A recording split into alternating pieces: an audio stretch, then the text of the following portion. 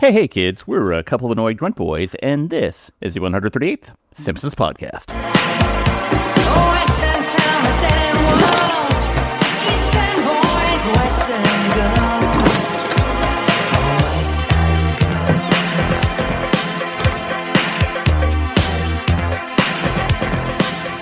That's right, where the podcast explores the animated sitcom The Simpsons from seasons 11 and beyond, and the newest ones when they come out. And actually, we've already done seasons 11, so it's seasons 12 and beyond. And why do we do it like this? Well, an entity known as the Wheel of Random has trapped us and forced us to watch the show in such a manner, and there's plenty of other podcasts that explore the quote-unquote golden age of The Simpsons, that being seasons 1 through 10, so we do it like this. And when I say we, I say me. I'm one annoyed grunt boy named Steve, and with me, as always, is the other annoyed grunt boy, Craig. Hello, Craig. We're back again. Spring cleaning deep into the summer. You would think our area would be clean by now, but here we are in a new place, in the Golden Apple, the big city, the windy paella, and here we are. How are we doing, Craig? Yeah. Let's pretend we moved to New York. I don't know why we're bringing that up now, but we're establishing the scene we're in, right? Yes. Exterior, apartment, New York. And New York really is a character on its own. Ace really is like the third annoying grunt boy. You're just saying that to set up a joke that might happen later. I don't know, because we're just starting this podcast now. Right, we're starting it. Okay. This is bright and early in the morning of the record. So we start every day at 7, and we start our intros. Those take several days, and usually by Wednesday we're up to the beginning of the episode. So here we are, it's bright and early. I've got my granola, and we're going. We've reviewed every episode of this of The Simpsons. We just haven't released them yet. I can't wait till we release the episode where we had the interview with Elon Musk that we recorded 12 years ago. Yeah, I'm sure that is still relevant and still, praiseworthy and all that good stuff. We had Neil Gaiman on, and he talked about his time on The Simpsons, so I can't wait till we release that episode. Kid Rock. Well, we already released that episode, Steve. Yeah, I guess so. Yeah. But no, we are going back, and we are going through some of our original episodes and kind of redoing them to make them better because our quality wasn't so good back then. And so, as we do, we like to revisit what we sounded like then. And Craig, do you have any clips for what we were like back then? I got the whole episode here, so like we always do, for some reason, I'd say just give me a timestamp, and then I go look for it. You know, it's not for editing purposes or anything. Sure. Let's say 9:57. Oh, that seems quite possible. Because I don't have cable, so I mean, yes, I do. I have cable, so I can watch these episodes on FX Now app. But I do you think there will be a time will the Simpsons movie then, and the Simpsons series be on this Disney streaming app? And if it was, do you think that would be like a huge sell point for the Disney? Be like, if you're not absolutely, yeah. I would, I'd probably subscribe to that just on the basis of the Simpsons being on there. Yeah, that could be fun, and I would watch some DuckTales. Oh, I'd watch like King of the Hill. Is that a Fox? I mean, I know it was on Arrow Fox, but was it produced by them? I believe so. Yeah. I think we're talking about Disney Plus. I think so, and it's kind of funny because at the time it's become so integral to our podcast, Disney Plus.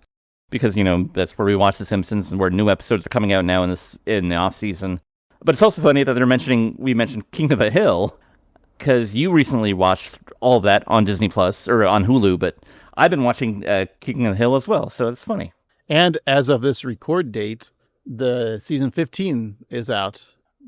And wild. I watched the first episode. Yeah, it's a lot of fun. It's weird that I'm watching it thinking that like when King of the Hill came out, like we were Bobby's age, like he was a middle school kid. Mm-hmm. But like now Bobby is only like in his early 20s. So it's weird to see like he should be like in his mid 40s like us. Yeah. But he's in his mid 20s. And so now it's interesting to see Bobby acting as like a current day age like 20-year-old. So now I know what we would be like in our 20s. It's also funny because watching through the original show now, they're 40, Hank and the gang. And so I'm older than Hank Hill, which is somehow more depressing than being older than Homer.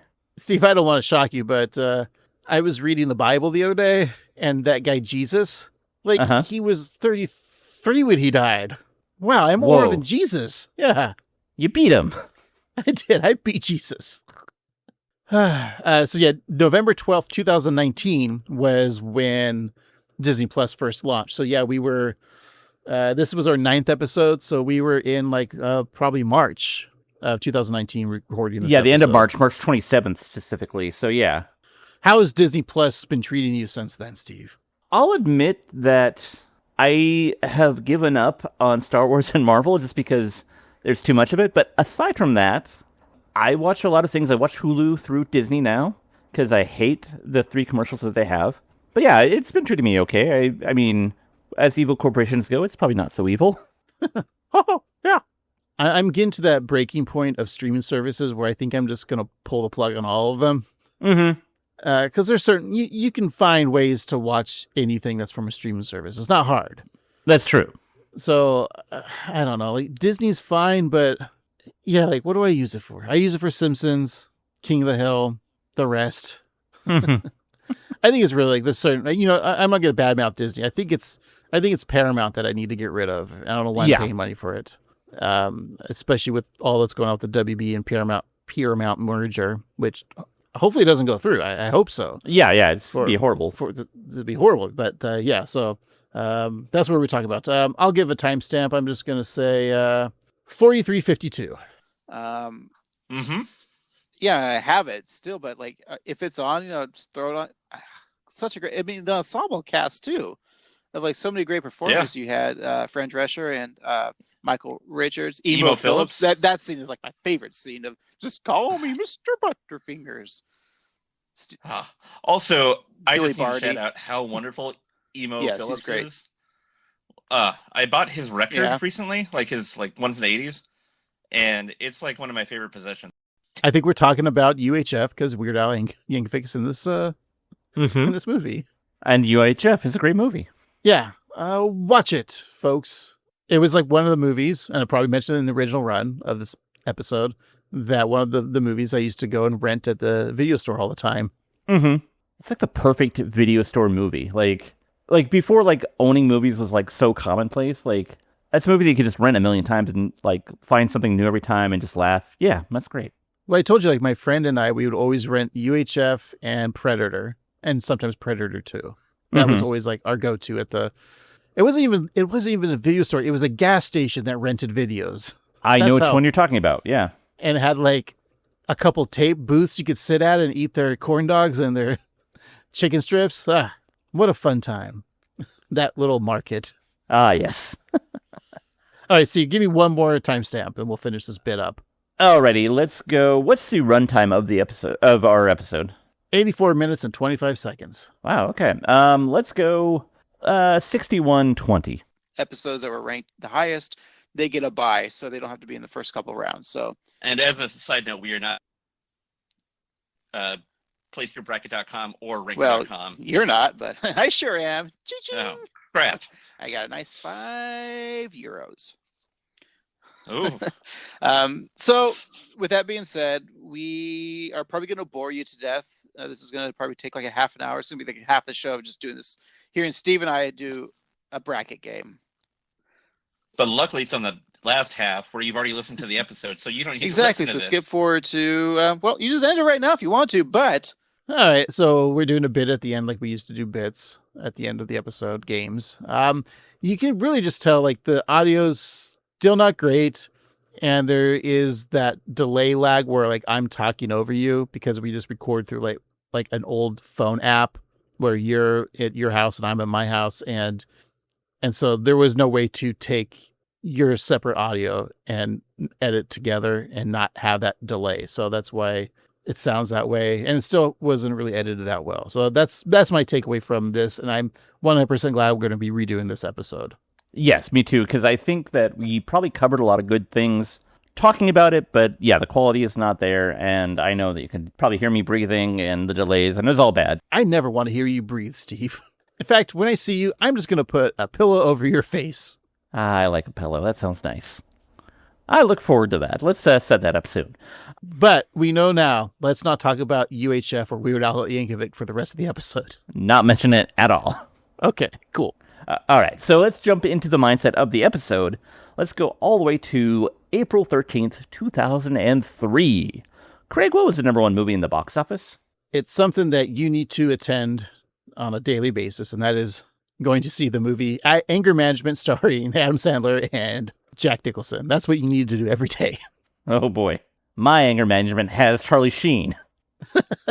Did you ever see Anger Management? I have never seen it. I meant to because I really enjoyed Punch Drunk Love, which was at the time when Adam Sandler was kind of trying out different things that weren't Adam Sandler-y. So he made that, and then he made this. Look, I am a weird millennial kid, or Zennial, because like our age group grew up worshiping Adam Sandler. Mm-hmm. I never really did. I liked Billy Madison, and to an extent, maybe Happy Gilmore wasn't my favorite. And, The Wedding Singer was cute. But Yeah. other than that, I was never really big. I never really got into his music. No. I thought Opera Man was dumb. I'm now admitting it. I never liked Adam Sandler. I was just faking it the whole time. I like Happy Gilmore. I like Happy Gilmore. I like Billy Madison just fine. I think I'm same with you. Like, I think Wedding Singer is cute, and that's it. Yeah. But then you just like do the rest of his career. It's like, I don't know. I've never seen Uncut Gems, and I don't really care. I walked in on it on my roommates at the time watching Uncut Gems. It is unpleasant to watch. Yeah. But look, it's got Jack Nicholson and Marissa Tomei and Luis Guzman. I love those three people, even though what's his name's pretty problematic now because he's not a real nice guy. Kurt Fuller's in it. Oh.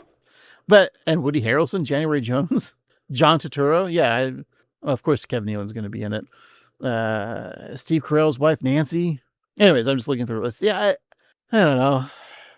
You think I would have watched it, but I think there was something about Adam Sandler. Yeah. Like, you kind of start getting like sick of people, like podcast hosts Sure. that do Simpsons podcasts. No, like I've had my fair share of Ryan Reynolds, and I could live without him. Yeah. Sandler, even like Will Ferrell. I'm like, okay, I'm done. Like, what? I don't. You're trying too hard with this golf show. It's not going to be good. I just know it. Yeah, I think all of them are suffering from doing too much in too short of a span of time and just kind of doing the same thing over and over again. Yeah. More or less. So yeah, I agree. It's like, look, I could give you my my 2 cents, or maybe I'll give you an extra 49 for that too, Steve, of my 2 cents. And we'll go to an establishment and party because it's my birthday. Oh, Shorty, it is your birthday. Hey, don't call me Shorty. All right, that brings us to the number one song on the Billboard Hot 100, In the Club by 50 Cent. I used to think that, going to clubs weren't my scene, but then I was in Chicago, and I was in this one place, and I really felt at home, and I was like, maybe this is my place.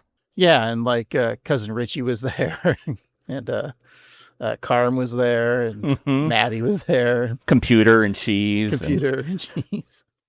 And the rest. Yeah, Steve, that place was Somewhere I Belong by Linkin Park. That was the hot rock alternative.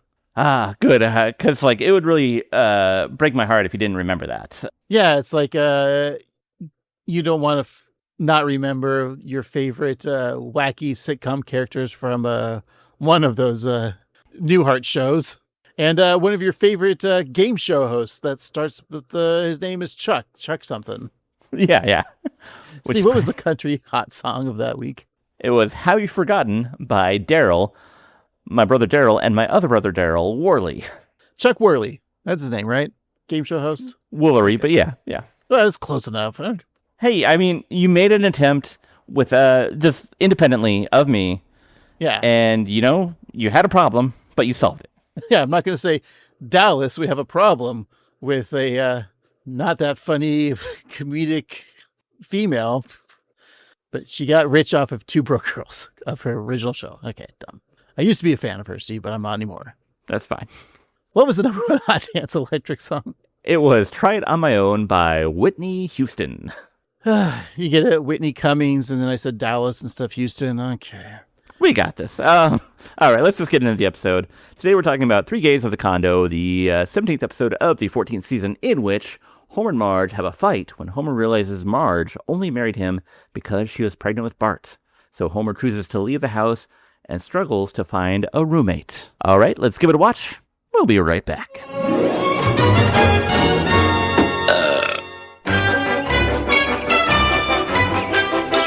And we're back. Today we're talking about 3 Gays of the Condo, the 17th episode of the 14th season. It is episode 308 in the show's run. It originally aired on April 13th, 2003. Your nerd code is EABF12. It was written by Matt Warburton, directed by Mark Kirkland, and your showrunner is Al Jean. All right, Matt Warburton. He's worked on The Simpsons for 11 years as a writer and a co-executive producer. He left the show in December of 2012, probably because he was afraid the world was going to end. Sure, he saw that John Cusack movie and was scared. Gross point blank. Better off dead. He actually got a different job for a little NBC series called Community as a consulting editor. And he joined the show during its third season and then became an executive producer and a writer for the Fox comedy The Mindy Project. Wow. He's written 10 episodes, and we have reviewed 7, but we can also review the next 3 because they're part of the post-Golden Age. So the ones that we have reviewed, we've talked about Tales from the Public Domain. He wrote that with Andrew Kreisberg. Mm-hmm. And then this episode that we're going to re-review, then The Father, the Son, and the Holy Guest Star. Please Homer, Don't Hammer Him. Mona Lisa, The Great Simpsina, and his last episode was A Totally Fun Thing That Bart Will Never Do Again. That was from season 23, episode 19. And the 3 that we have yet to review, 4. Did I say 3 originally? I meant 4. Is Codependence Day from season 15, Springfield Up from season 18, Treehouse of Horror 19, and The Squirt and the Whale. All right. I also have to apologize up front. Last week, I erroneously said that Michael McKean was in this episode for some reason, and he's not. Oh, yeah. I just wanted to take that off my chest. I wanted to admit to my mistakes. I think it's because you'd mentioned Scott Thompson from Kids in the Hall was in this episode, and I'm like, yeah, I know. I was trying to think who he was. I think I got Scott Thompson and Michael McKean confused for the characters they played. Okay. Has Michael McKean been on The Simpsons that's not Spinal Tap? Yes, he was not Howard Stern. It was, I want to say Rick Rude. Johnny Rude. Yeah. Something like that, yeah. All right, my bad. Sorry, Michael McKean fans and Scott Thompson fans. As a president of one of those fan clubs, I forgive you. Actually, I'm a fan of both of those. I don't know why I had to. Yeah, why would you exclude? Yeah, I mean, I'm a big fan of both of them, honestly. We're big Kids in the Hall fans here, and we'll admit we've always ranked our kids. And I won't say where Scott is, but he's not the 5th, but he's not the 1st. I would agree with that, yeah. We're not going to say our actual rankings, but we all know number 1 is Bruce, and number 5 is Mark. Yeah, actually, I gotta say, I think the middle 3, it rotates all the time for me, but those 2 are pretty static. And it's not saying Mark McKinney is one of my favorite comedic performing actors of all time. Oh yeah, absolutely. They're all great. That's the problem. Is you can't really rake the Kids in the Hall. I don't know why we're talking about Kids in the Hall. But this isn't Eye of Springfield, but yeah, I was always a fan of Bruce McCullough, number 1, and then it's hard to say Dave or Kevin as my second. See, I always felt like Dave is who I aspire to be. Bruce is who I think I am, and Kevin is who I really am. Right. And sometimes Mark and Scott do switch for me. Yeah. I think they're my 2, again, love all the kids, but it's the 3 that I gravitate to the most. It's Kevin, Bruce, and Dave. Mm-hmm. And I think also that we might not appreciate Scott, but we don't have his basis of understanding because we're not gay men, and a lot of his content is based on that. Yeah, and I don't relate to women or chickens, so that's why I don't relate to Mark McKinney. Exactly. I also don't relate to Scott Thompson in that one sketch where he's in blackface because that was weird. Weird, that's the only one I do relate to. Anyways, Steve, we were talking about Mark Warburton, so this, I don't want to, because we still have 4 we haven't reviewed yet, but is this episode his Christopher Nolan's The Odyssey? I mean, there is some stunt casting for sure. I felt like the length time was perfectly fine. I don't know if people got upset for it for no reason.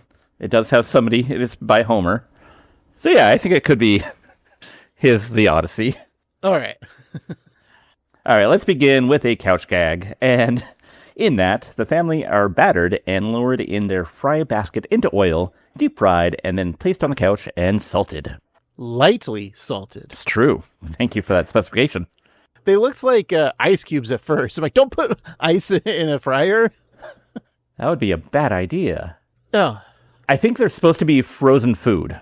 Oh, so it's supposed to be like frozen. Yeah, I always get nervous when I throw in frozen French fries in the deep fryer. I mean, it does make the noise, but I'm always like very nervous. Mm-hmm. And like, if I make anything that's fried, I'm so nervous that there's moisture on it. Yeah, I always remember those videos of like people deep frying turkeys for Thanksgiving, and then it just goes up in a burst of flames, and that scared me a lot. Yeah, never deep fried a turkey, and I don't think I ever will. It's not my jam. I'll just put it in the oven like normal, or I'll smoke it. Maybe I'll smoke the turkey. That's good. Yeah, I'll just not have a turkey because turkey is just fine. You know how like when you make like tacos or whatever with ground beef, and sometimes like, you know what, I'm gonna mix it up and I'll use like sometimes I'll use like the Gardini or Morningstar crumbles, and we just put the seasoning on it. You can't tell the difference. 100%. But I made tacos the other day, and I used turkey, and I seasoned it, but I kept having to season it more and more because it still just kind of tasted like turkey. Sure, yeah. I'm like, who am I kidding? I'm not trying to be healthy. Why did I get turkey meat? We got it just because we like, oh, let's be a little healthy. Sure, yeah. I still put like a jar of like nacho cheese on it. Right.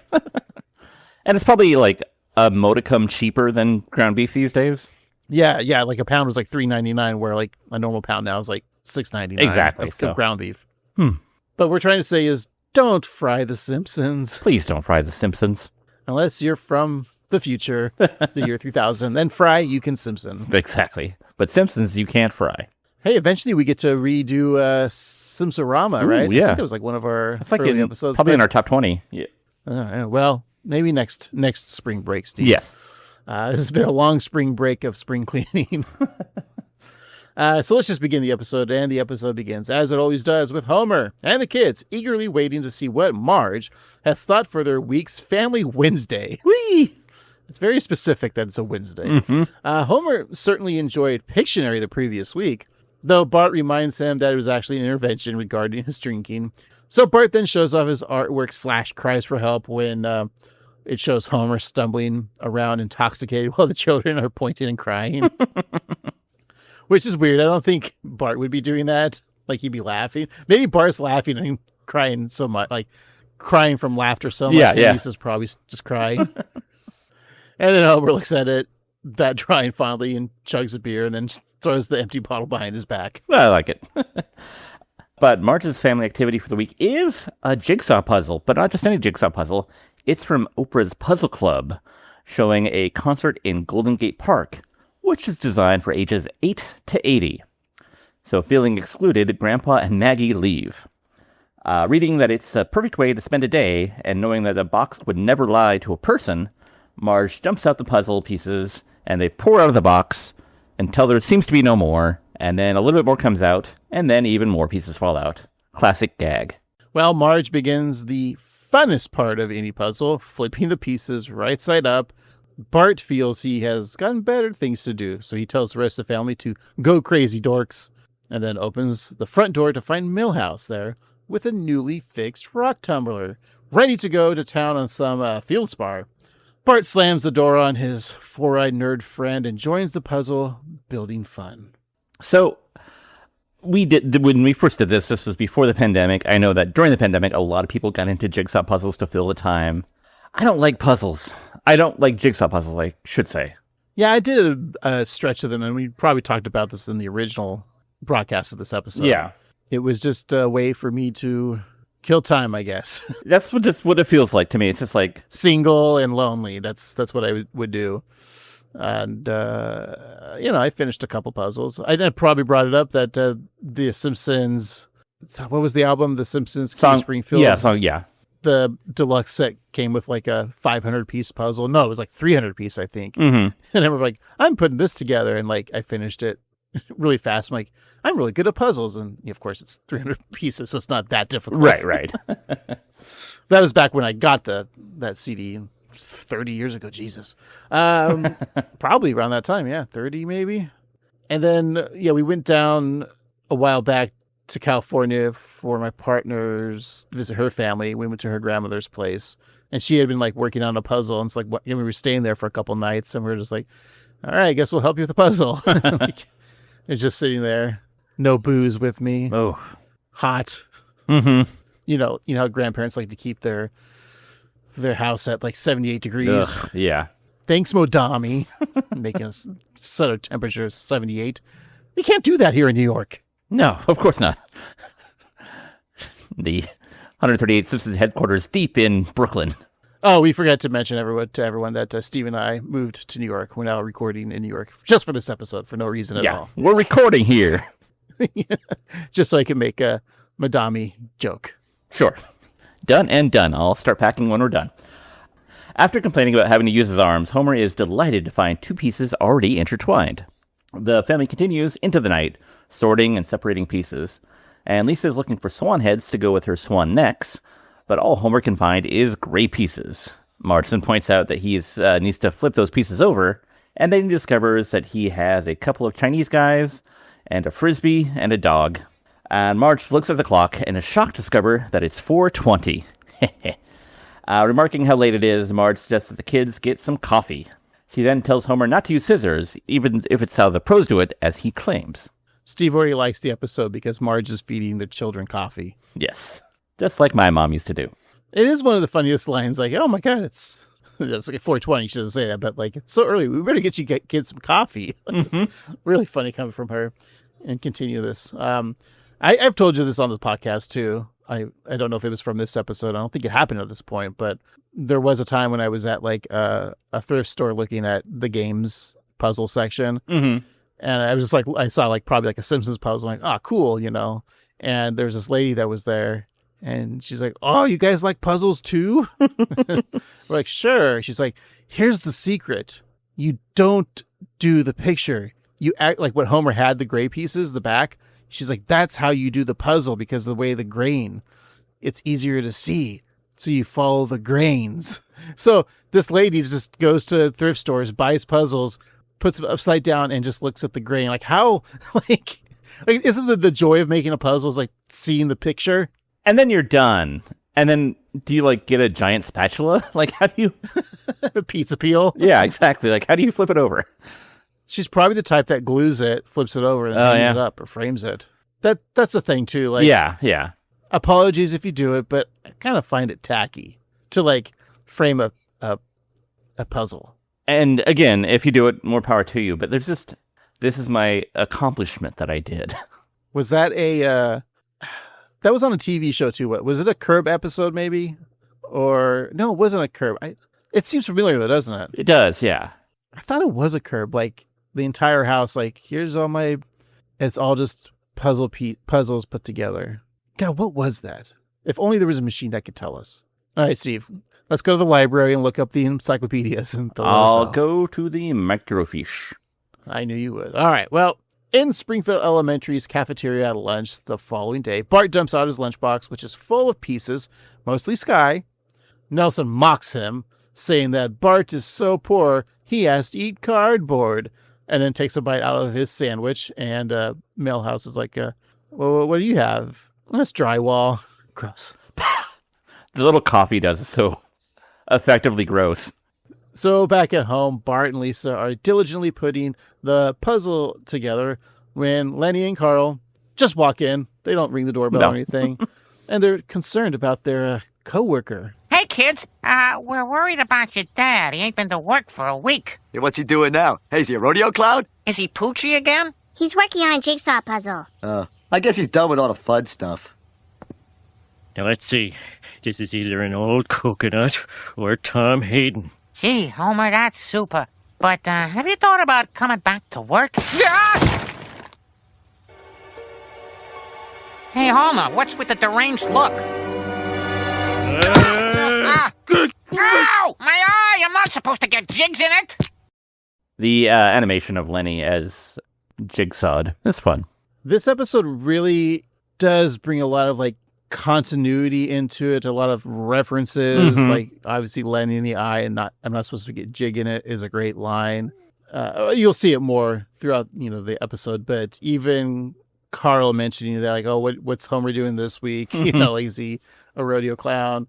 And it's like, oh, he's just putting together a puzzle. I guess all the fun stuff. It's like the fans talking about, you guys can't just come up with new ideas anymore. So this is it. Right. Just another episode of Homer not going to work. What's next? He's going to upset Marge and their marriage is going to be on the line? Ugh. Well, we'll find out here. Once the puzzle is finally completed, the Simpsons take to the backyard and admire their accomplishment. Marge is in disbelief that they completed something so complicated, and Homer remarks that it's the only thing worthwhile that he's created that wasn't Lisa. Maggie takes offense at this, but Homer responds by saying, "Prove me wrong, Silent Bob." Should we bring up that Silent Bob, of course, is reference to Kevin Smith's Clerks and the character he plays. But I just remember that Silent Bob line, like, as a child, like, when this came out, like, oh my God, I've been represented it, because that was my jam then. Well, you figure this is, 2003? That still, it's kind of a deep cut. I know that, like, there have been, 4 movies out already, but, like, not a huge cultural household name at the time. So, yeah. Yeah, because I think Jay and Silent Bob Strike Back came out in 2003, so you would have had to have been like, Clerks, Mallrats, Chasing Amy, and Dogma. So, yeah, very, very niche reference at that time. Well, Ned appears on the other side of the fence saying that it's quite a thingamajigsaw, but it looks like it's missing a piece. Homer quickly retorts that it looks like Ned is missing a wife. So, like, there's another reference of, like, hey, let's bring up the fact that Ned's wife is dead. And then Ned laughs at that, saying that he's walked right into that comment. It's such good spirit. I know. Like his wife, a good spirit. Lisa sees that there is, in fact, a piece missing of a singer's head. So she likens it to maybe Schubert's Unfinished Symphony. Well, Homer compares it to the time when he messed up taping City Slickers 2 and didn't get the last few minutes. Now he'll never know if Curly's Gold was just a legend. So Bart tries to offer his own example, but gives up when he can't think of one. Again, I think that's a fun possible meta commentary about, like, Bart just saying, I got nothing. Like, there's so many... Like, the Simpsons are not giving up, but, like, maybe we're getting a little tired, even though this is, season 14. There's, like, so many times on this podcast, it's a similar situation. Steve will say something funny, and I want to come back with something funny. And I'm like, I give up. Let's just continue. Of course, that's always cut out of the podcast, but it's very similar. It happens to the best of us. I don't know. Just give up and continue, Steve. All right, I got nothing. The family searches the house high and low, hoping to find that missing puzzle piece. In the couch, Bart finds the body of a pet gerbil that they had assumed ran away. And after a solemn moment, Bart lowers the cushion, leaving the rotting rodent carcass right where it was found. So Homer digs through the closet, pushing aside his Mr. Plow jacket and Pin Pal's bowling shirt. So, again, another nice callback to older episodes. But didn't he give that Pin Pal's... So, no, Marge donated to the Goodwill, and then, what's his name? John. Yeah, because when they go to Thingamajig, or whatever the name of his vintage store was, he's wearing it. And so Homer must have bought it back from him, or maybe one night they were getting dressed and put on the wrong clothes. And that was the first episode of Simpsons dealing with homosexuality. And here's their newest episode at that time. Mm-hmm. It's true.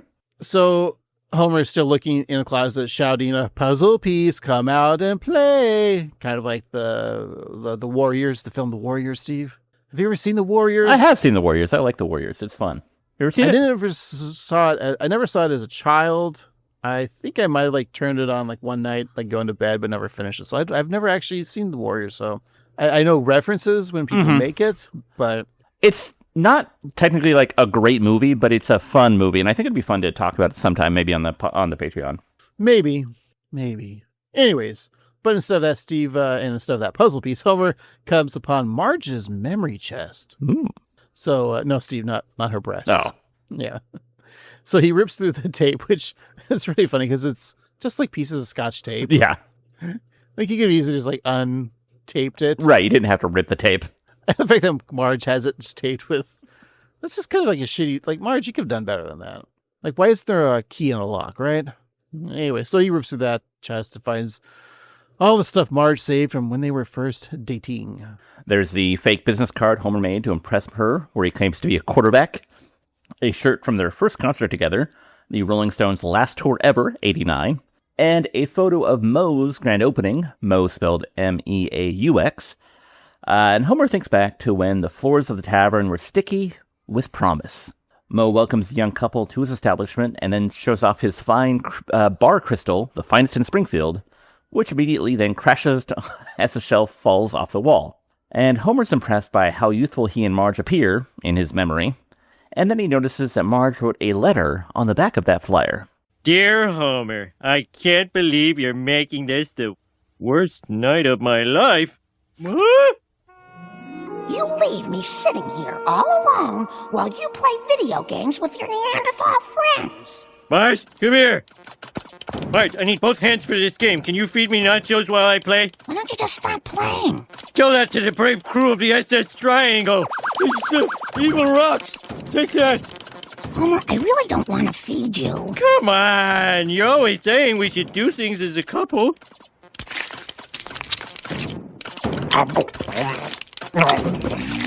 Oh, this is wonderful. I love you, Atari. Video games and too much beer. You sure know how to show a girl a good time. Well, I aim to please. Hey, let's stop by the dumpster and make out. Hold that thought. Couple things in that clip that I really enjoy is they're still using the character drawing of Marge and Homer from the way they weren't, the way we were. Yeah, because it's still like her high school look. Another thing is Moe's is pretty clear. Like he's got a video game and he serves nachos. Like Moe's really going all out. That's true. And I was just looking at this and I was trying to do the math. And I know that the timeline is completely meaningless nowadays, but at this time, the drinking age changed in 1984 from 18 to 21. And so if this was 10 years prior to when they met, they're probably still like either in high school or fresh out of high school. And they're probably like between the ages of like 18 and 19. So this all tracks. So it does make sense that they'd still look in their high school looks. Yeah, because then in 2 days, then she finds out she's pregnant with Bart. Exactly, yeah. And another nice thing, you notice how King Toots isn't there yet. Ooh, that's a good touch. I didn't notice that, yeah.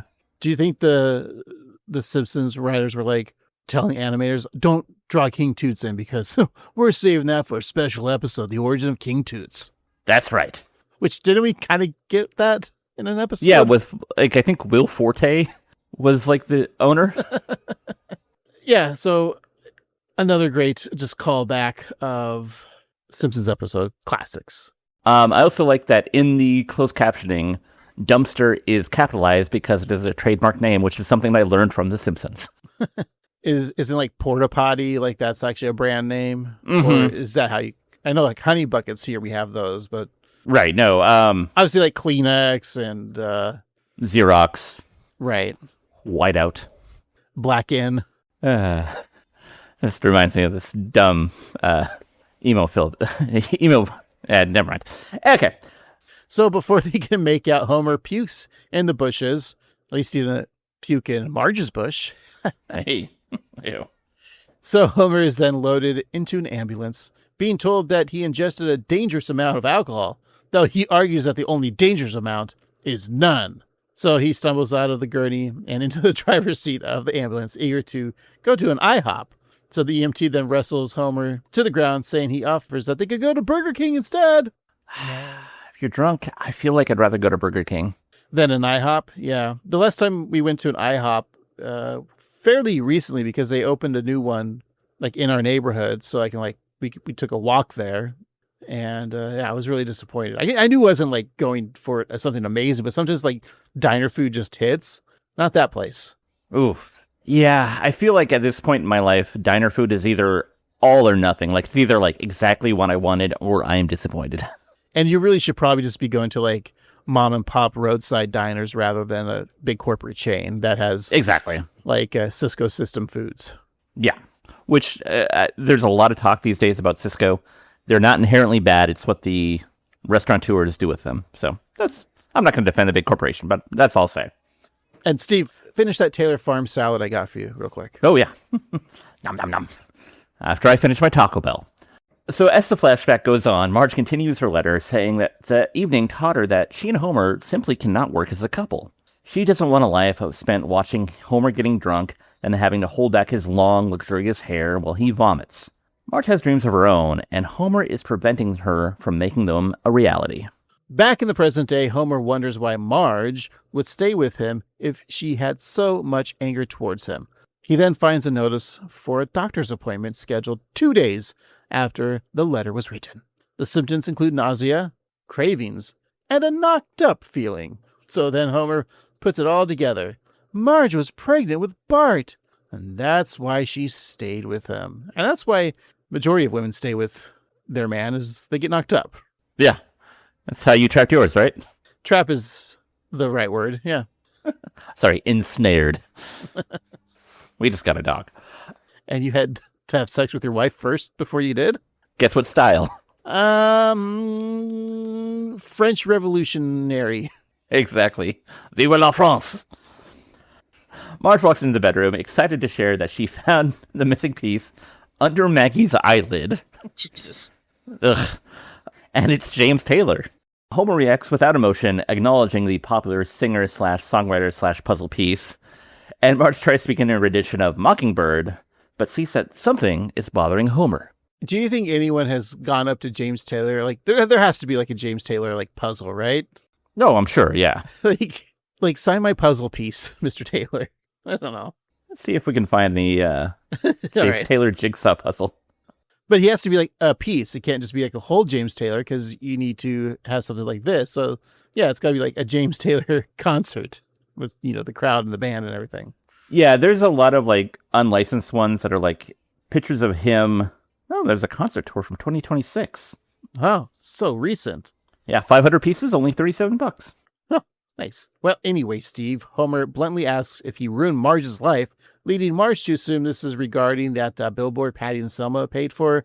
And she opens the drapes, and it shows a billboard. And it says, asking the people to vote yes on Prop 104 to get Homer out of Springfield. And the billboard panels flip to show Marge's sisters literally kicking Homer out of town. But then Homer's like, we'll let the voters decide on that come November. Steve, have you voted for your primaries of that? Yeah, I got the thing in the mail. I need to send it off. I just keep on putting it off, but I'll do it. I promise. Yeah. And also, good on Patty and Selma for showing the initiative to like get the signatures to get that on the ballot and to pay for the billboard. Like, that's a whole effort. I mean, I wonder like if like maybe they found Frank Grimes. Well, not Frank Grimes, but Frank Grimes' family, other people who don't like Homer, and got him to sign and maybe donate a little bit to the cause. And is this a drawing, or is it like Photoshop of Homer and Patty and Selma? I mean, it's a good question. I mean, it looks very lifelike, but I don't know where we're at, like Photoshop-wise in 2003. I don't think we were there yet, so probably drawings. We had Photoshop. Sure, but it was like not as user-friendly. No, I was using I was using it around 2006, but still. Yeah, okay. That's only 3 years since then, so. And they got all that time at the DMV, so they can do it. So, having forgotten all about the note, Marge wonders where Homer found it. He responds by asking, "Where didn't I find it?" saying that it was practically everywhere. Marge may have been upset that night, but she still loves Homer deeply. Though, there are things that still drive her crazy. Homer asks if she's been quietly resenting him throughout their marriage, and Marge says that, yeah, she has been upset, at least a little bit. So storming out of the room, Homer declares that he'll find someone to sleep with who appreciates him. He ends up in his son Bart's bed, crying. So Bart covers his ears and imagines himself at Disneyland, repressing yet another memory. The next morning, Marge walks into the kitchen to find that Homer has trouble making his scrambled eggs for breakfast, though Homer is actually trying to make a muffin. Homer gets offended when Marge tries to cook for him, saying, "Oh, your stupid husband is too drunk to do it right."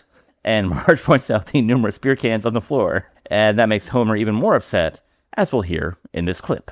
Oh, so you don't like it when I drink? What other secrets have you been hoarding to use against me? Oh, now let it go. It's not always going to be perfect. We've been married for 10 years. Oh, I didn't realize you've been counting the years. Is it that horrible living with me? Well, this morning isn't a barrel of laughs. It is to me! Marge, I can't live like this. I'm tired of walking around on eggshells. Maybe if you didn't throw them on the floor. Now you're just making up rules. Who made you Judge, Judy, and executioner? Dad, where are you going? Kids, sometimes when a daddy learns that a mommy always hated him, he needs some time away to think. But you're not going to get divorced like Milhouse's parents, are you? Oh, no. This is nothing like Milhouse's parents. Now, if you need me, I'll be staying with Milhouse's father. The Judge, Judy, and executioner line I love, and it's one that I use a lot. Not so much these days, but for a long time. It is a classic Simpsons joke, yeah. And the line when he's like, Marge is like, well, this morning wasn't a barrel of laughs. And I was like, it is to me. Like, he thinks this morning, despite is a barrel of laughs. It's great. Yeah, because his morning consisted of completely ruining the attempt to make muffins and then drinking several beers and throwing the cans and the eggshells on the ground. I also like the fact that he's really upset with Marge because he was an asshole 10 years ago. Right. That's pretty good. Yeah. So Homer heads to the Bachelor Arms Apartments, which has a sign proudly stating that it's been a 3 whole days since the suicide. And then we hear a gunshot, and then the sign resets to 0. So, oof. You know, whoever's manning that suicide button really give that man a raise. Yeah. Or woman. Or that's true. I'm sorry, Steve. Jesus. Other genders can hit sign buttons, Steve. Not just men. This is the that's 90s, true. after all. That is. You're right. So Kirk Van Houten welcomes Homer to his rather humble abode. So he sets down the rules. If there's a necktie on the doorknob, Kirk is with a lady. So Homer points out there isn't even a doorknob, and then Kirk responds by saying that he also doesn't own a tie. So he angrily hands Homer a Sharpie, telling him to label his food. Oh, didn't Homer just arrive? How did his food arrive before him? That's a really... Here's a pen for the future when you get food and put it in the fridge. Maybe, yeah. Maybe that's it. Maybe he has like a color-coded system. So like he has like a red Sharpie for Homer and like a green Sharpie for himself. I don't think Homer could make it from the store back to the house with groceries. He's just going to eat them all.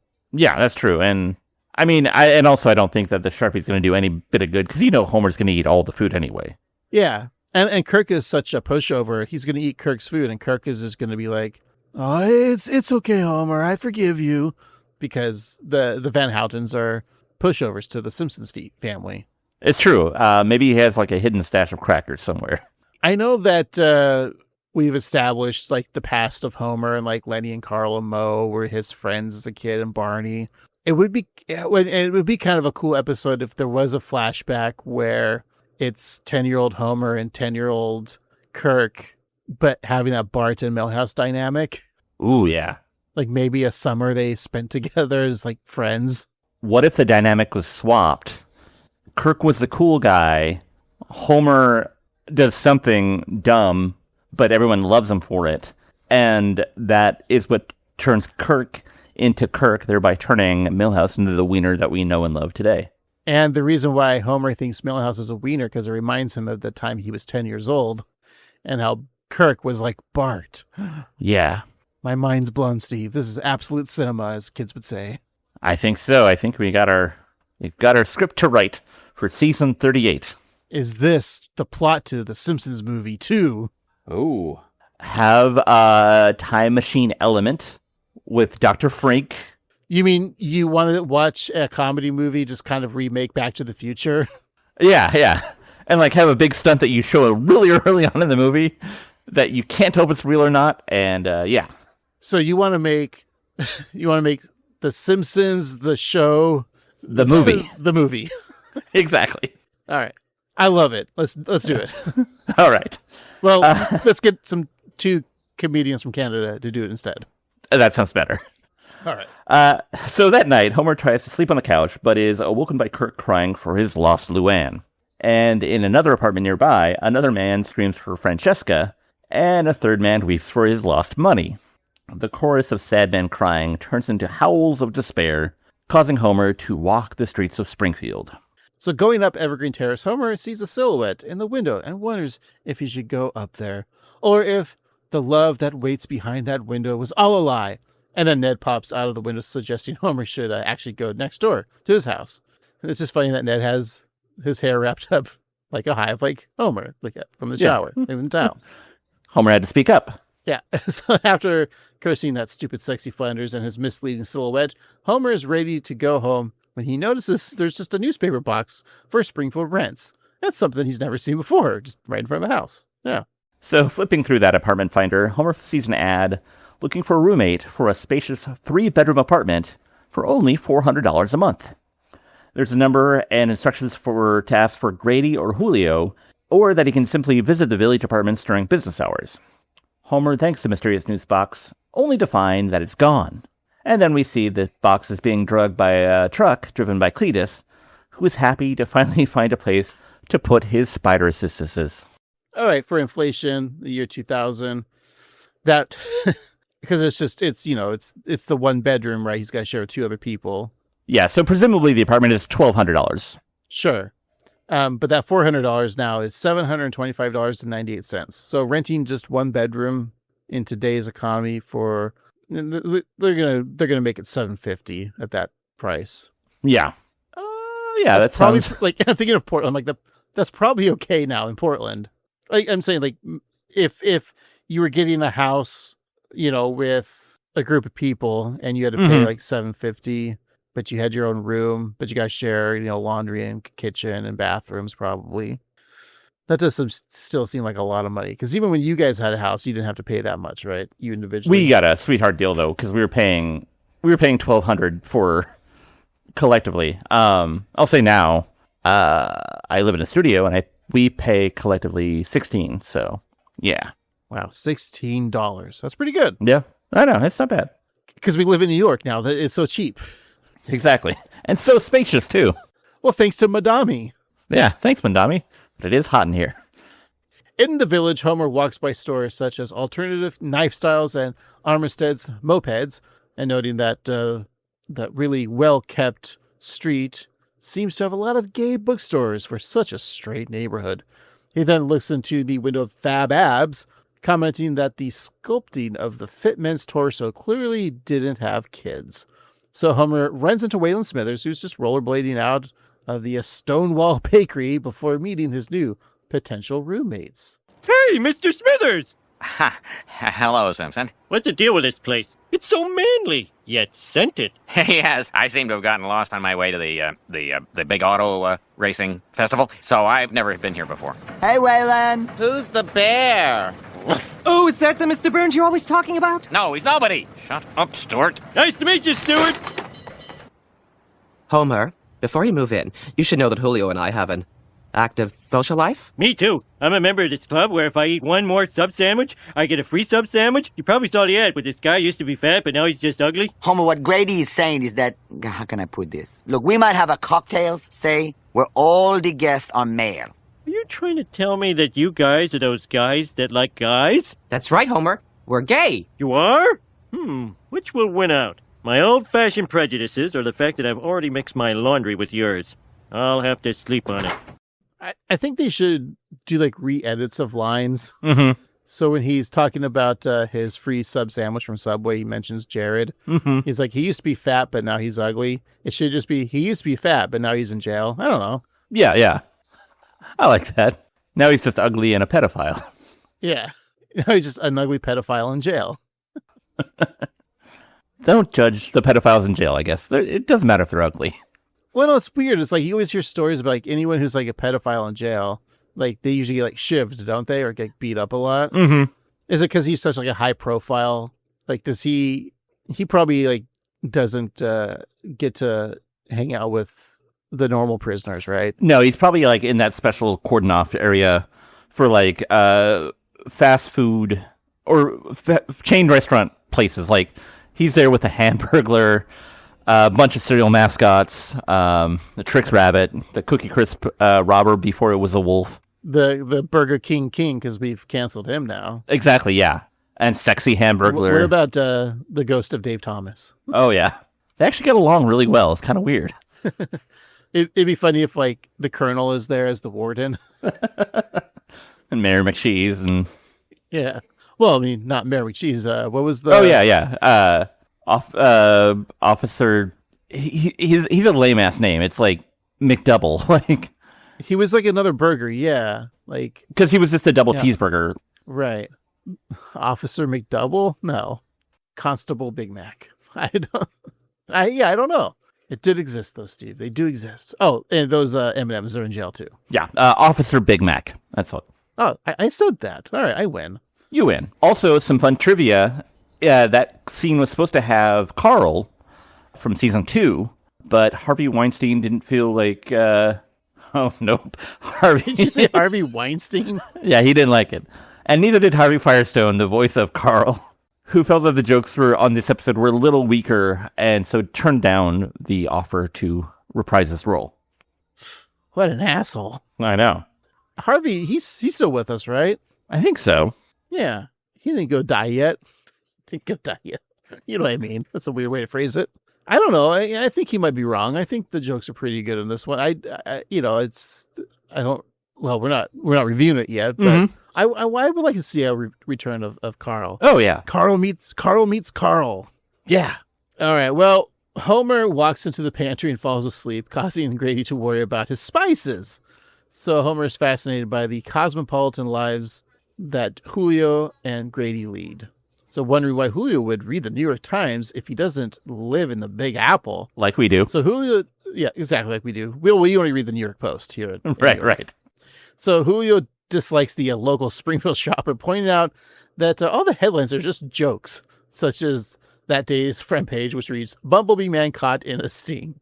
Again, another nice reference to The Simpsons, because it's always gag headlines. Mm-hmm. And of course, as we heard in that clip, we mentioned it, but Grady is played by Scott Thompson, and Julio is played by Hank, who is kind of reprising his role from The Birdcage, a movie I've never seen. I also have never seen The Birdcage. Are you sure that's not Michael McKean doing Grady, Steve? Maybe it is, but I don't think so. Maybe it's Harry Shearer. You know what it is? Michael McKean was gay in Best in Show, so maybe I was getting his character from Best in Show confused with Grady. They do have a similar kind of affectation, I think. Yeah. All right. I think I solved my own case. All right. Well done. So Grady serves an impressive bowl of fruit to each of his roommates, but Julio thinks it's trash, wondering if he got it from the guy down the street. So calling Julio Picky Ricardo, Homer says that Julio is riding Grady's butt, but not in the fun way. Homer decides that he found his new home, shuffling the pancakes and the waffles as Grady offers him a key to the lotion cabinet. So Julio isn't sure about living with Homer, but Grady points out that their choices were that hippie lady who used Mother Earth as a reference. Ugh. Plus, since they're all men, they can walk around the apartment naked. And Homer is one step ahead, walking out of the kitchen in the nude. which we are doing in our New York apartment because it's so hot in here. It's hot in here, yeah. And, of course, because the rent is so cheap and our apartment is so spacious, we don't even notice. I can't even see your penis from here. There might be another reason for that, Steve. Okay. So that evening, Marge tries to offer Lisa some comfort, who finds it difficult to sleep without first reading Homer a bedtime story. And just then, Homer calls, and Lisa picks up where she left off reading The Clue in the Clock, a Nancy Drew mystery. And after describing a new windmill, Lisa assures her father that Nancy won't be killed. And I've described this before, but I really think our president watches The Simpsons half asleep and comes up with policies because he heard murder and windmills, and it's like, oh my god, they're horrible. Can't have windmills. Yeah, we're behind this 100%. Like we now know if Homer Simpson was president of the United States, what it would look like, thanks to our current president. Ugh, yeah. At least Homer probably doesn't piss and shit himself, right? Right? I gotta assume he doesn't. All right. So Julio and Grady take Homer to Victor Victoria's, an upscale men's clothing store, to get some new threads. He emerges from the dressing room in black pants and a black sweater, but then his gut bursts out of the ensemble. Next is a smart suit and jacket with turtleneck, but once again, Homer's stomach pops out. Finally, Homer tries a girdle, gaining the approval of his new friends. It's just another fun image where he's got the girdle, he's sucked in, but then when he puts the clothes on, it's back to his normal belly. I always loved about The Simpsons, like especially like when you see like Flanders or Willie with their shirts off, they're all ripped, but then with the shirts on, they got the belly back. Yeah, and I also like the fact that Bart is sometimes chubby and sometimes not. Right. But all the kids are kind of the same body shape anyways. Exactly. So next they head to a salon where Homer enjoys an espresso, while the stylist makes one single cut of his hair and charges $100. And so Homer politely accepts the bill before throwing the hot coffee in the face of the stylist and running off. 2 coffee references in one episode. That's great. So after a day of antiquing and taking photos of interesting doors and gates, Homer returns the kids home to Marge. So she says that Homer certainly can be thoughtful when he wants to be. Homer requests that they don't fight in front of the kids and that she should, go on quietly hating him like she always has. So Bart says that he actually enjoys watching his parents fight, adding that it's his earliest memory. So this causes Homer to choke Bart, who notices how soft his father's hands have become since, he started using Lancome. I gotta say, I know it's supposed to be a gay stereotype, but antiquing and taking photos of interesting doors and gates does sound like a great day. I would do that. I mean, before child, we always went antiquing. And when I was in art school, I took a lot of photos of doors and gates. Yeah. The only photos I have now are Gates McFadden. That's the reference, right? Sure. And the only ones I take are Robbie Krieger. He's in the Doors, Steve. Yeah. Played guitar, I believe. Before Homer leaves his family, he has one very important question for Marge. So she rises from her chair, eager to hear what Homer has to ask, but is disappointed when he asks how much you should tip a leg waxer. Marge tells Homer to leave and take his stupid Lhasa Apso with him. So Lisa pleads with her mother, saying that Homer cares deeply that his feelings were hurt. She wonders why Marge can't just apologize, but Marge feels that marriage is a beautiful thing that also happens to be a constant battle of moral superiority.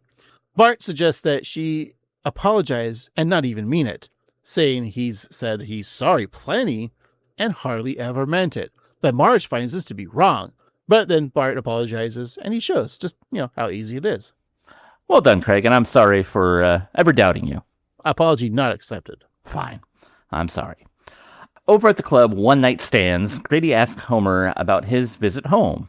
And Homer says that the kids were cool, but he feels that Marge is still judging him. Grady eagerly asks if the marriage is done for, and Homer thinks that it may be.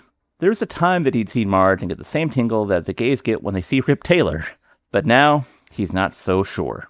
I think when we originally recorded this podcast episode, Rip Taylor was still alive, and now he's dead, so R.I.P. Rip Taylor. Yeah, he passed away on October 6th, 2019, and it still bothered me because there's 2 famous people named Rip, and the fun one should have been named Rip Torn.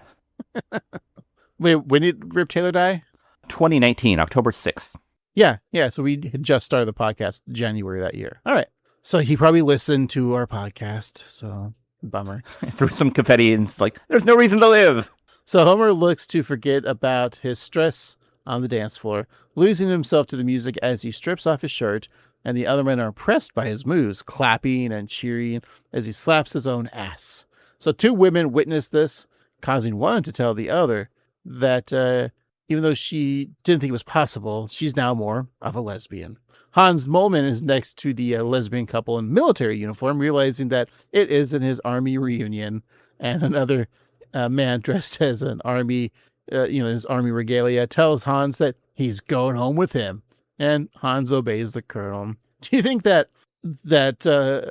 Moleman's army troop didn't like him, and so they pulled the police academy thing on him? Like in Police Academy, they always sent like Lieutenant Harris to the Blue Oyster Cult. No, that's the band. What was it called? I think it was the Blue Oyster, okay, but that's the band Blue Oyster Cult. But anyways, it was the gay bar in Police Academy, so they always had that bit in Police Academy. So I think, which is sad. Like, what did Mole Man do to his army army friends. I don't know. Maybe he's a war criminal for all we know. He's been through some stuff in his 30 years. It's weird because, that guy shouldn't be going for Hans because no one's gay for Mole Man. That's true. I do have to say, I really enjoy the animation of Homer dancing and stripping off his shirt. Like, it just seems very inspiring and powerful. Like, I think they did a good job of that. Oh, yeah, I'm probably sure we mentioned that in our original record. I was just thinking that. Absolutely. So back in the village apartments, Grady flips through the channels, pointing out which celebrities are gay for pay, or bi.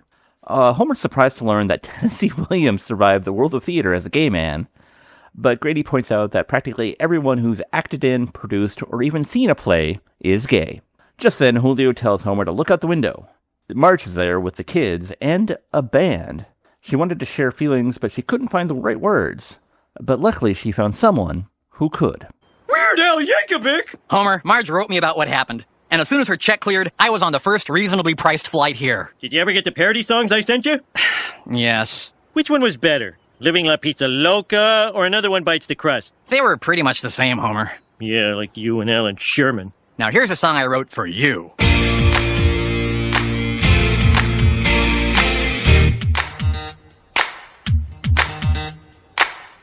Little ditty about Homer and Marge. Her heart was as big as his stomach was large. Oh yeah, they say love goes on long after the grilled cheese sandwich is gone. It would take a man of stone with a funny bone of steel to resist that. Homer, would you at least let me take you out on a date? I don't know. Date a chick with kids. Dad! All right. Nice work, Lisa. What was 2003 Craig and Steve thinking that, like, man, there was a Jay and Silent Bob reference and Weird Al Yankovic is in this episode? Yeah. I mean, it's pretty good. Yeah. And Scott Thompson, because we're Kids in the Hall fans. Yeah, I think what I like about Weird Al, I mean, there's plenty to like, but, like, he's so consistently good. Just, like, everything he's done pretty great. And, like, he's never, like, taken the heel turn. He's just always been, like, I'm just Weird Al, and I'm cool. He's had, like, the same bandmates since ever, and they're, like, great musicians. They tour everywhere. Do you think, I mean, I know, like, Weird Al himself, he's married. He's been married for quite a while, but do you think any, like, you think of, like, rock bands, like, getting a lot of tail after concerts? Do you think there was, like, a lot of, like, groupies, like, trying to bang the band and Weird Al back in, like, the 80s, 90s? I mean, maybe he got some road beef. I don't know. I kind of want to, like, make a movie about that. I know they did the Weird Al movie with Daniel Radcliffe, and it's pretty funny. And but I want one where it's, like, Almost Famous meets the Weird Al story. So it's, like, a group of, like, teen girls who are obsessed with Weird Al. And so they want to, like, follow him on tour so they can, like, have sex with him. And it just ends with him, like, a cameo from Weird Al being like, no, you're, like, 14. That's weird. But thanks for being a fan. But if you do it in a funny way by, like, casting, like, older people to play high school kids, I don't know. Yeah, I guess it's still kind of problematic. You're right. I don't know. I think there could be humor in there, though. I think you could have, like, Mick Jagger make an appearance, like, 14? Well, that's too old for me. I like this. Any band member from Time. Yeah. Yeah, I mean, you could have Anthony Kiedis and then, like, the same thing. 14 years old, too old. Yeah, I remember I was with, this is very personal, dirty talk. So, children, cover your ears because Daddy's going to tell you a dirty tale. I was with this girl once who was, like, a roadie girl or, groupie. And she would tell me, like, I was, I want to say we were both, like, maybe, like, 19 or 20. But she would tell me, like, stories of, like, oh, yeah, I hooked up with, like, this guy from this band. I forget the name of the bands, but clearly they were, like, she's like, when she was, like, 16 or 15. And they were, like, clearly, like, in their 20s, like, early, mid-20s. And at the time, she was like, oh, wow, that's cool, I guess. Right. I'm just like, I'm trying to, I'm trying to get somewhere, but... But, like, looking back at it now, I'm like, oh, yeah, that's pretty fucked up. I wish I remember the name of the bands at the time, but I don't want to, like, misquote, and say it. Right. I think I only hung out with her, like, a couple times and was like, yeah, I'm moving on. It's 19. That's what yeah, you do. exactly. So I just thought that was funny. Anyways. That is, yeah. Yeah. So noticing his new dye job, Lisa tells Julio that she loves him as a blonde. And Julio happily responds that if he were an 8-year-old straight boy, he would totally be holding her hand right now, which I think is a very sweet sentiment. But if I say that to an 8-year-old girl, I'll go to jail. If you yell out to an 8-year-old girl, if you were an 8-year-old straight boy, I would totally be holding your hand right now. Yeah, you should be going to jail. Exactly. Or get a job from Subway. Hey, they eat fresh there, don't they? I got a foot long on a cookie for you, kid. It was Jared from Subway that the girl was with before me. That's who it was. I forgot. Okay. In preparation for his big date, Homer shaves, but then remembers that Marge prefers a little stubble. So he sprays some muzzle on a can. Then he tries to even out the quick drying 5 o'clock shadow. So Grady and Julio can see Homer is nervous. But they have just a solution. Margaritas. And since margarita is Mexican for Marge, Homer takes it as a sign, chugging the boozy cocktail. And this is a quote I use every time I get a margarita, which is, when I go to a Mexican restaurant, I always order a margarita and I say, that's Mexican for Marge. Must be a sign. I like it. So at medieval times, a sign advertises a jousting contest of Henry VI versus Spider-Man. My money's on Spidey. Inside, Marge sits next to an empty chair, wondering where Homer could be. And in the presentation area, the Black Knight steps out looking for a challenger, assuming that they are free of lower back pain, heart conditions, and pregnancy. The performer asks that thy cell phones and pagers be turned off. And with Homer nowhere in sight, Marge lets out a sigh of disappointment. It's weird that the term cell phones and pagers, like you don't get the pagers anymore. Because no one has them except for like medical professionals. And I think that would be wrong for a medical professional to be turning their pager off. Yeah, totally. It's why you have it. Right. But in 2003, kids were still carrying around pagers. What a weird idea that stuck around. It's just, the pager's like, hey, here's the thing that can only alert you that you're needed. That's it. Are we pitching a College Humor sketch, Steve, or Funny or Die sketch? So it's someone saying, okay, here's the new invention. It's a phone call for you, but you can't answer it. Well, why can't we answer it? Because you can't. Yeah. And there's weird codes that will mean nothing, but one will mean I love you. The other will be just pick me up. And nobody will remember them. And that's it. And this will be technology that we use forever and ever? Exactly, yes. Sold. All right. We made $150 for College Humor. So give me money now. So back at the apartment, Homer sits with Julio and Grady, sipping on margaritas. Living with them has been an educational experience for Homer, who has learned that it doesn't matter what one's sexual preferences are, unless they're a celeb, then dish, dish, dish. So then Julio notices the time. Homer, weren't you supposed to meet your wife half an hour ago? No! You guys don't have a gay time machine, do you? Yes. It's called Grady's shoe closet. Hey, Julio? Ouch. I gotta go. Oh, Lordy. Now for ye knights and wenches' delectation, I have some royal proclamations. We welcome Cub Scout Troop number 102. We wish a happy birthday to Karen, and congratulations to Marge and Homer Simpson on their reconciliation dinner. Oh, sorry I'm late. The Velvet Mafia made me a margarita I couldn't refuse. Goodbye, Homer. I tried to save our marriage, and you just get drunk and spend the whole night with your homosexual boyfriends. Reverend Lovejoy, Mrs. Lovejoy, Principal Skinner, Duffman. I just love that there's an announcements, that you get for events like the Cub Scout troops and birthdays, and then the reconciliation dinner.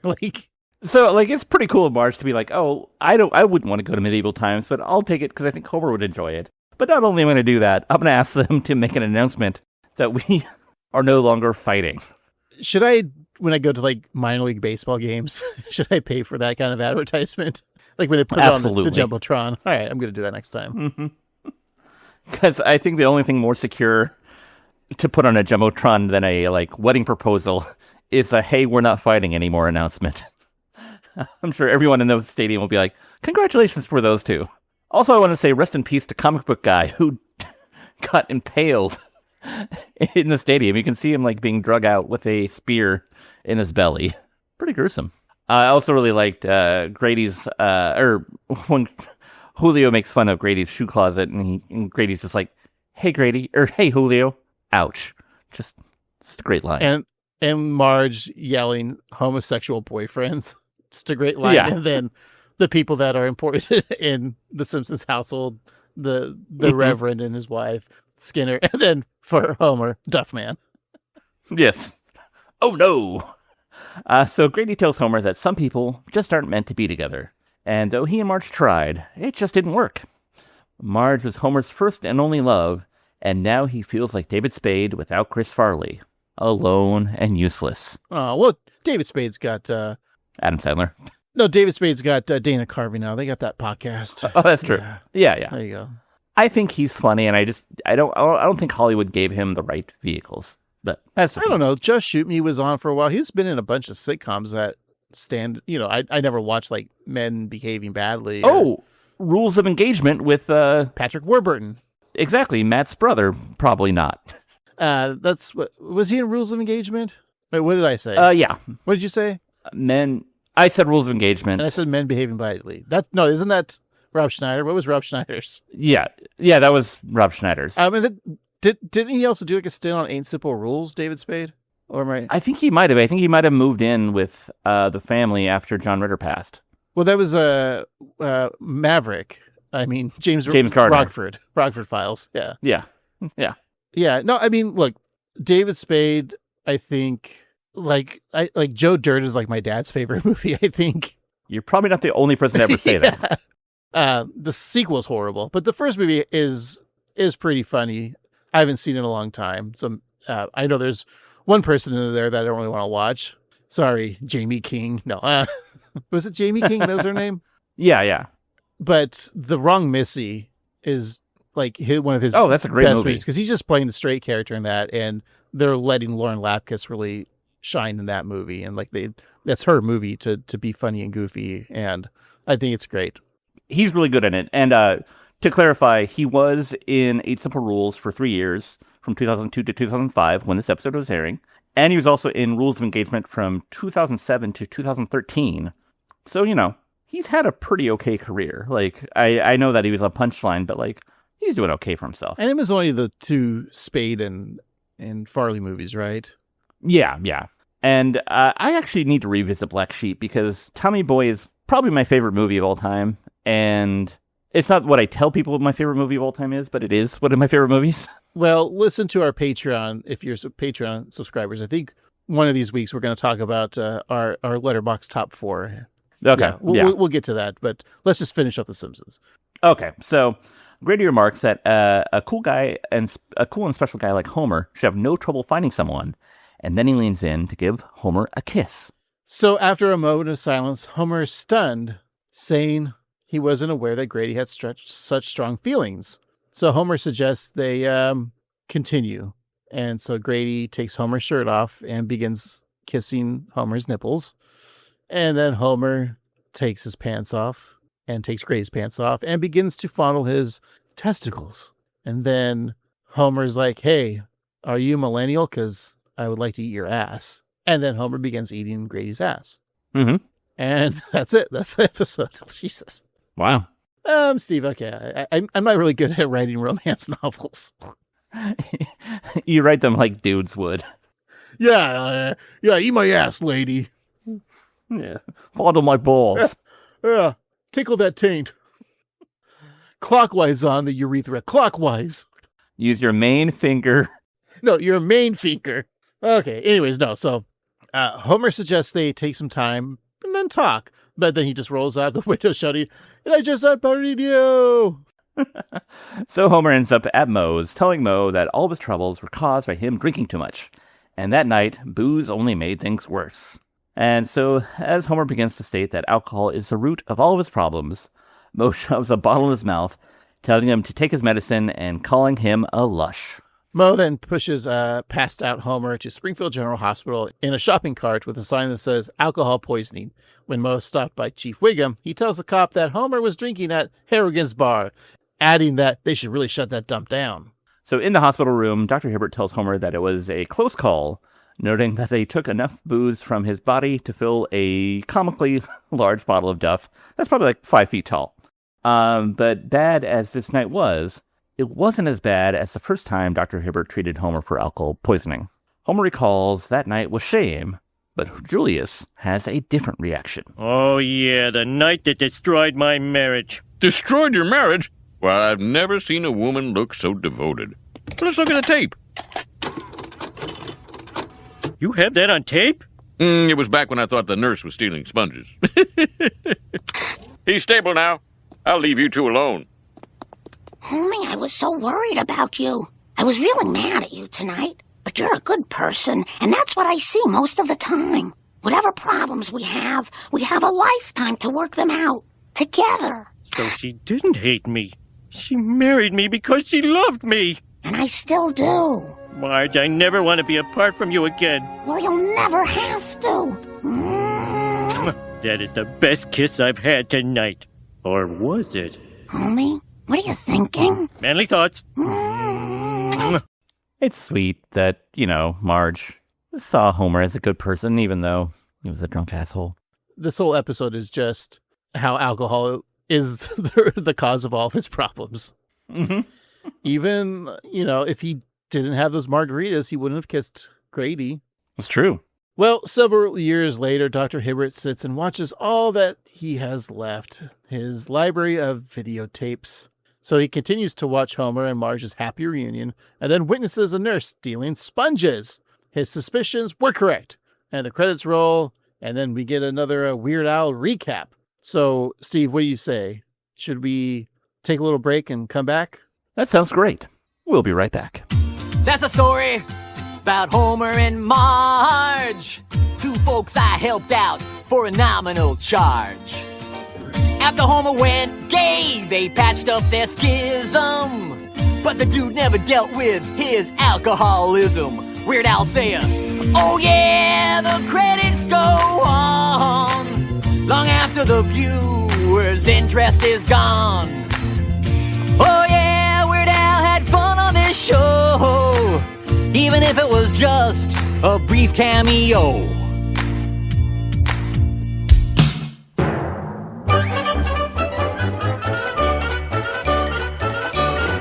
Alrighty, we're back. Let's finish up our discussion of 3 Gays of the Condo.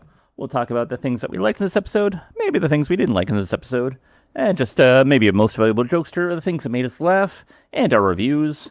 And then we'll find out what we're watching next week. But before we do all of that, we here at the 138th Simpsons podcast are a giving bunch, and we like to give our co-hosts gifts from the episode that we think our co-host might appreciate. And this week is no different. So for you, Craig, I've got you a couple different things. I got you a margarita, so you can enjoy, because it's Spanish for Marge, so it must be a sign. I got you muzzle in a can, so if you're ever missing that 5 o'clock shadow. I got you a gift certificate to Medieval Times, so you can have a good time. And I got you a rock tumbler, so you can have even more fun. But if you're not having fun with all of that, I also got you a barrel of laughs. I also got you a rock tumbler. Yeah! I don't want me to be the only one. I've got plenty of feldspar, so let's go. I also got you your own business cards that just say quarterback Steve. Nice. So you can have those out. I got you some rollerblades, so you can go rollerblading with Mr. Smithers if you'd like. Fun. I got you a 40,000 puzzle of Just James Taylor. Oh, dreamy. Sweet baby James. I got you the military outfit that the man wears when he picks up Hans Moleman. So you can wear that to the club. Nice. And if you look out your window, you might see Weird Al Yankovic singing to you, but you are on what floor? The 6th floor. Yeah, you can't really hear him from there because he's just doing acoustic. Yeah, I can't. I can kind of hear it, but there's a guy across the street yelling, so I don't know. But it's very sweet of you. Yeah, I'm assuming it's Weird Al. I mean, he is weird, and he says that he's Al, so yeah, I'll believe it. And finally, you can go sleep in my spice closet. Ooh, oregano. Weird. Whatever. Very nice, Craig. Thank you so much. What made you laugh in this episode? What did you think of this episode? We said a lot in this episode of the funny stuff. I brought up how this is kind of we're in season 14, so a lot of self-referencing bits are kind of now making their way to Simpsons episodes. So we get to see like Mr. Plow's jacket and the pen pals, bringing up Ned's dead wife, like a lot of like establishing continuity. I really appreciate that because at this time they're admitting to it or they're bringing it up, and I like that because most of the time was with before that, The Simpsons really just always hit the reset button, so you didn't see a lot of fun continuity gags. Like maybe you saw the All-Mix statue occasionally in the basement, right? And yeah, I guess occasionally you see the Mr. Plow jacket, but I think it's great. The Lenny stuff with the getting the jigsaw on his eye. The flashback animation is great with the Moe's and like the same style of like the high school outfits. For some reason, like the nachos looked good. Like they were kind of like floppy. You know how like sometimes when you just wait and like the chip is just so floppy and soggy. It's great like little details of like the animation of that. And like you said, the dancing Homer does in the club, really well done animation. Your Weird Al cameo is wonderful. Maybe my favorite scene is Marge standing up and saying your gay homosexual boyfriends and the Reverend Lovejoy Skinner stuff, man. I think maybe Grady gets the most sassy award. Sure. But I think with Marge, that joke and then the beginning with realizing it's 4:20 in the morning and telling the kids, like the line delivery, like, it's like, oh, kids, we better get you to sleep. No, it's, oh, kids, we better get you coffee. Really funny. So I'm going to give Marge the MVJ, and she deserved it because she's the one who had to put up with all the bullshit Homer has done because of his alcoholism. That being said, I've probably watched this episode since we reviewed it, like on streaming services in the background. As a cis white male laughing at this episode, I feel is okay. I don't know if there's offensive jokes, offensive gay jokes. I don't feel like there is. There's like stereotypes, but I think it's all in good fun. I think the one thing about like the first episode where Homer had to deal with homosexuality, that one, like Homer is a real jerk ass in that episode. And he makes that joke. It's like, oh, two gay men live with it. Do I have to worry about my past prejudices? No. Like they go over that. And yeah, I guess maybe like Homer being kissed by another guy, like there is that little awakening in him that maybe just a little bit. So that being said, I think this episode, I even remember like when we were talking about like this came up on the Wheel of Random back in the day, that I liked it when it came out. I liked how I got my Jay and Silent Bob reference. I felt like I was being heard when this episode came out. You tell like someone who's like actually gay, I'm like, oh yeah, 3 Gays in the Condo. I actually felt heard when that episode came out.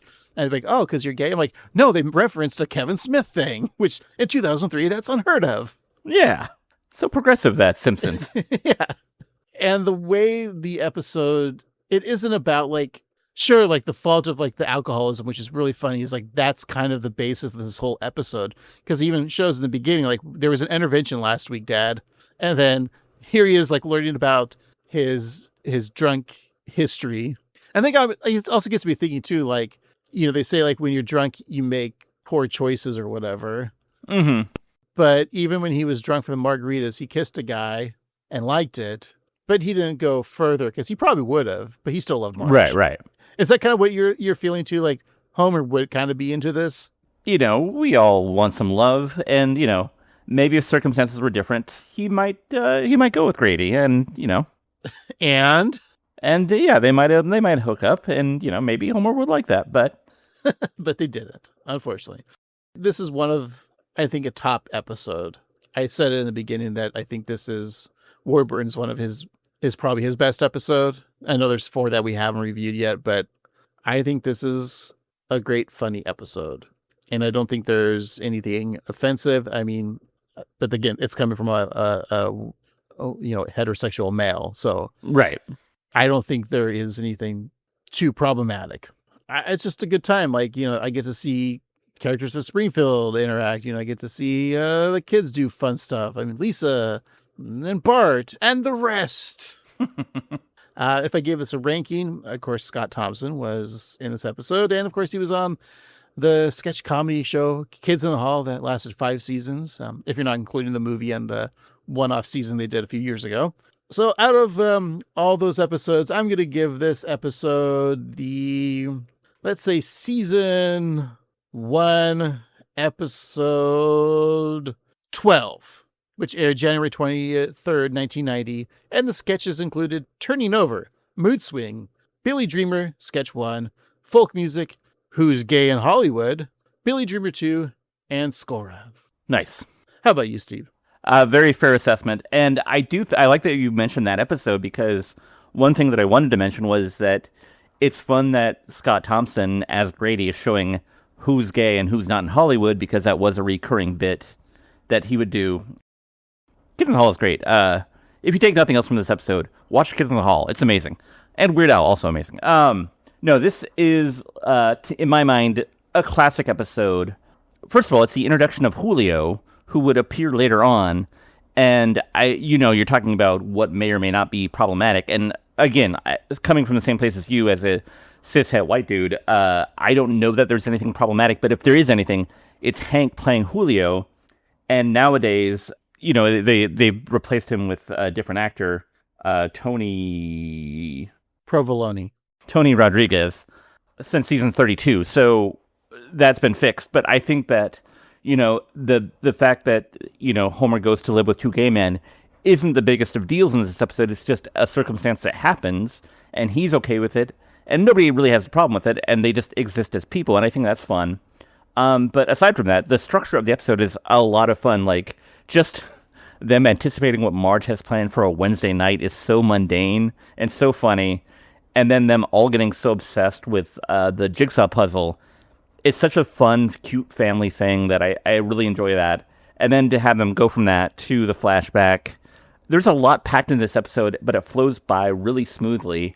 And it's a really good execution of the thing that Simpsons have done a million times, where, they look in the past, Marge is upset, and Homer has to fix it. But this is done in such a creative way. The guest stars are great. This is just a Stone Cold classic. I like it a lot. I think you're right. Marge might be in my MVP, or MVJ rather. Also, I like at the end, the weird bit with Dr. Hibbert being taping all of his moments in the hospital, just so they have footage of Marge as a teen. It's just somewhere between fun and lazy writing that I appreciate.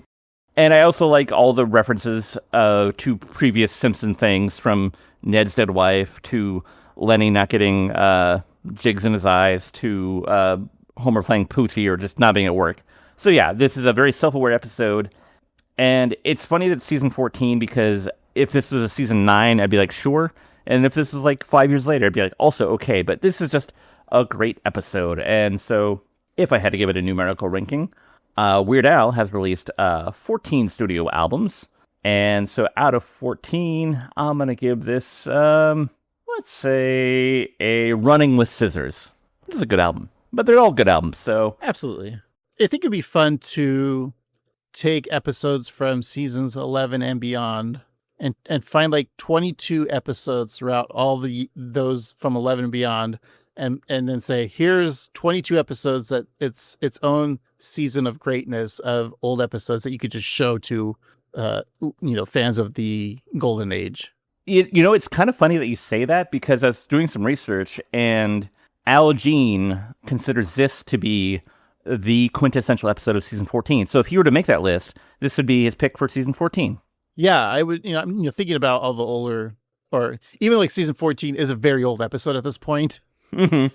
Where even a lot of like original Simpsons fans, like our age, we're still watching Simpsons at this time. But this is kind of the beginning of the end for a lot of the fan bases, like especially getting into like 15 and beyond. It's tough. So. Because we're all getting older, we're all in our like 20s and starting our lives. Well, we weren't, but right, majority of people were.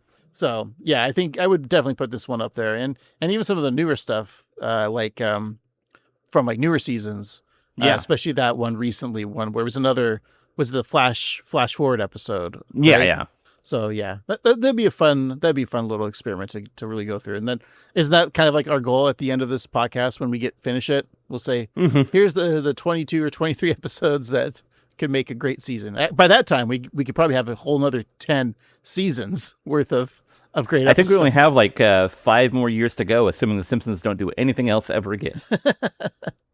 Yeah, but I just would enjoy watching this episode again. It's so good. So much fun.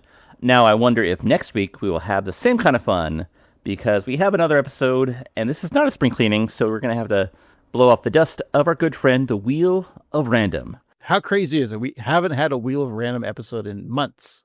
I know, I feel like we haven't seen or heard from that wheel in a while, so let's give it a spin to see which season we're in. Ba-doop.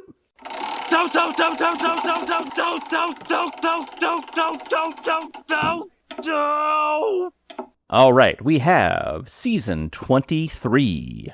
Ooh, jumping ahead. All right, let's give it another spin to see which episode we're watching. Ba-doop.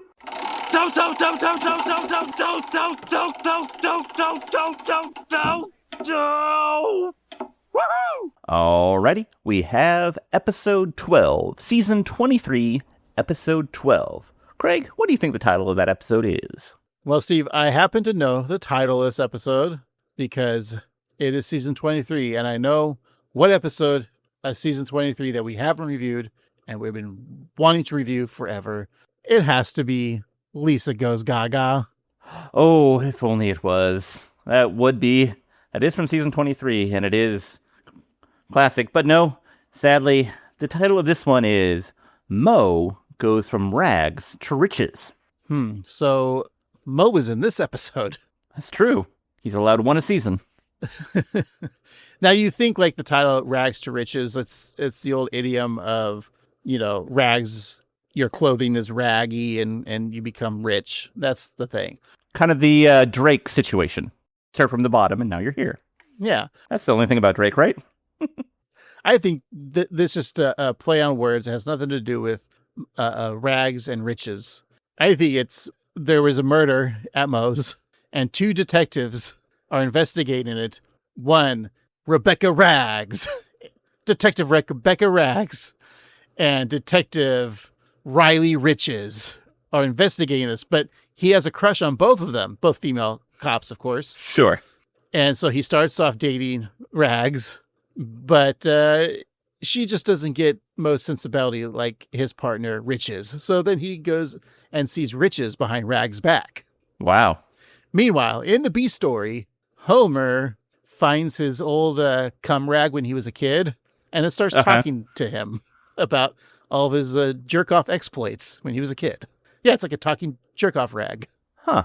Yeah, weird, right? That's stupid. I'm not going to say it. That's really dumb. That's a dumb premise. The B story, Homer decapitates one of the employees at the Springfield nuclear power plant. What's his name? Charlie. The guy with the big hand, yeah. He cuts his hand off, yeah. So Homer can have a giant hand to jerk off to his old cum rag. Okay. You know, I really like your A story, and I was skeptical at first when you were talking about the rag thing, but you really stuck the landing, and I think him cutting off that guy's hand, that's gold. But unfortunately, that's all wrong. Oh, man. So here's what the episode is actually about. Moe's bar rag explains that he started as a medieval tapestry 1,000 years earlier. And so in the B plot, Bart tries to reconcile with Milhouse. And then the disappearance of Moe's bar rag makes him realize that he has friends. Yeah, I remember this episode and not much of it. Yeah. Isn't like the voice of the rag like someone famous? Jeremy's Iron. That's right, Jeremy's Irons. It's a weird episode. I feel like this episode gets talked about on the subreddits of being like one of the worst episodes, maybe. Yeah, I have a vague memory of watching at some point, and I only remember the rag talking, but I don't remember much else. And yeah, I don't believe that this one is looked upon fondly, so I'm curious, but maybe there's a greatness in it. And again, blame the Wheel of Random, because we've been doing our due diligence, redoing old episodes, talk about Disney Plus specials. All right, well, I'm excited to kind of like get back on track. You know, it's summer's over, guys. It's back to school and it's pumpkin fuck season, and it's time for Christmas. Let's do this. Thanks so much for listening. If you want to reach out to us, go to your socials, like your Instagram or your threads at 13simpsons, or you can always email us at 13simpsons@gmail.com. sign up for Patreon. Become a Patreon member today, please. It's only $5 a month. You have $5 just hanging around every month. Why not give it to us and enjoy our bi-weekly discussions? Of course, this podcast, but then you'll hear another podcast. It'll be either our a discussion of a Golden Age episode of The Simpsons, or it will be the Annoyed Grunt Boys, which is just us talking about the day's events. Not really a political podcast, seriously about that, but, pop culture stuff. And we'll talk about old episodes on IOF Springfield, or we'll have a nice movie review. It's all there, and it's only $5. You got a huge year-long back catalog. That's amazing. So sign up, please, today for $5 a month. Patreon.com/AnnoyedGruntBoys. That's right. And if you're so kind, go to your favorite podcasting app, leave us 5 stars or the equivalent, and a review. But you don't have to write an actual review. Just tell us how your partner disappointed you 10 years ago and how you've silently resented them for it all this time. And don't forget to go to tpublic.com/user/AnnoyedGruntBoys for some Annoyed Grunt Boy t-shirts and other swag. All right. Thank you so much again. For this week, I've been Annoyed Grunt Boy Steve. And I've been Annoyed Grunt Boy Craig. And remember, who died and made you Judge, Judy, and Executioner? My eyes! I'm not supposed to get jigs in them!